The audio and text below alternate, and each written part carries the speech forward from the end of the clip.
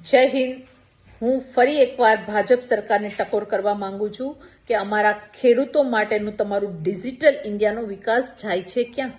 આ વાત મારે એટલા માટે કહેવી પડે છે કે જૂનાગઢ જિલ્લાના ખેડૂતો આજે લાઈનમાં ઊભીને થાકી ગયા, કારણ કે તમે જે સહાય આપી છે એ સહાયમાં તમે જે નીતિઓ ઘડી છે કે તમારે ડિજિટલ પોર્ટલમાં એન્ટ્રી કરવાની છે સહાય માટે, તમારે આ ડોક્યુમેન્ટ્સ આપવાના છે, પણ તમારા પોર્ટલો તો ચાલતા નથી, સર્વર ડાઉન હોય છે। આ પહેલી વખત નથી બન્યું, આવું અનેક વખત બન્યું છે। જ્યારે મગફળીના ટેકાના ભાવની વાત હોય છે ત્યારે પણ તમારું ડિજિટલ ઇન્ડિયા ખાડામાં પડ્યું હોય છે। તો અમારે તમને એટલું જ કહેવાનું છે કે અમારો ખેડૂત ઓછું ભણેલો હોય છે, તમે ડિજિટલ ઇન્ડિયાના વિકાસની મોટી મોટી વાતો કરો છો તો અમારા ખેડૂત માટે પણ સરળ ટેકનોલોજી ડેવલપ કરો, સરળતા રાખો અને સર્વરો મજબૂત રાખો, જેથી કરીને ખેડૂતોને લાઈનમાં ના ઊભવું પડે। સહાયમાં તો તમે અન્યાય કર્યો જ છે, સાથે સાથે આવો માનસિક ત્રાસ આપીને પણ ખેડૂતને હેરાન કરી રહ્યા છો।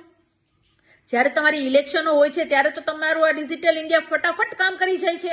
બિહારમાં ઇલેક્શન હતી, મહિલાઓના ખાતામાં 10,000 આપવાની વાત હતી, ત્યારે તો ફટાફટ તમારું ડિજિટલ ઇન્ડિયા કામ કરી ગયું। તો અહીંયા અમારા ખેડૂતો મનનો વારો આવે છે ત્યારે તમારું ડિજિટલ ઇન્ડિયા જાય છે ક્યાં? એટલે ખાસ કરીને સરકારને એટલી મારી વિનંતી છે, બે હાથ જોડીને, કે ખેડૂતોને લઈને સંવેદનશીલતા દાખવો, ખેડૂતોને લઈને તમારે જે સરળતા ઊભી કરવી જોઈએ, એના ડોક્યુમેન્ટ્સને લઈને સરળતા ઊભી કરવી જોઈએ, જેથી કરીને સહાય ત્વરિત અને તાત્કાલિક મળે એવો રસ્તો અપનાવવો જોઈએ।